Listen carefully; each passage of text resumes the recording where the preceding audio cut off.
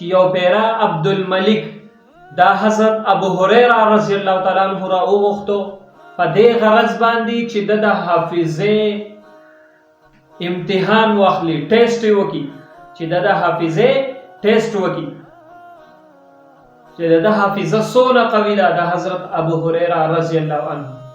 نو عبدالملک دا را وغوښتو او یو کاتب کې نولې دی چې لیکل کوي او حضرت ابو هریره رضی الله عنه ته وایي چې مونږ ته احادیث واوروه.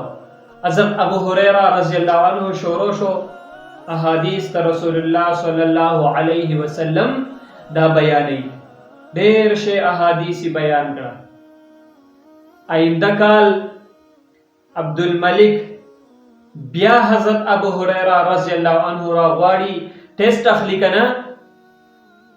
نو ابو هریره رضی الله عنه را وغوښتو او ورته فرمایي چې تیر شوی کال تا کم احادیث اورولي وو او د کاتب لیکلي وو اقا حدیث ما ته واوروه.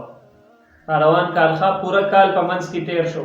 حضرت ابو هریره رضی الله عنه شروع شو او د سر نه والا تر اخره پورې احادیث اوري په اق طرز کاتب ناست هغه خپل کتاب ته مطالعه کوي او حضرت ابو هریره رضی الله عنه لګیا دی حدیث بیانوي. کاتب وای حدیث بیان شو خو یو لفظ پرېږده وه د یوې نقطې غلطي نه حضرت ابو هریره رضی الله عنه نه ده کړې. دا د عربو حافظې وې. دغه عربو دغه صحابه کرامو احادیث یاد کړي دي او مونږ ته یې رارسولي دي. نن وګوره پاکستان کې ځای په ځای باندې د دغه صحابه کرامو قبرونه موجود دي.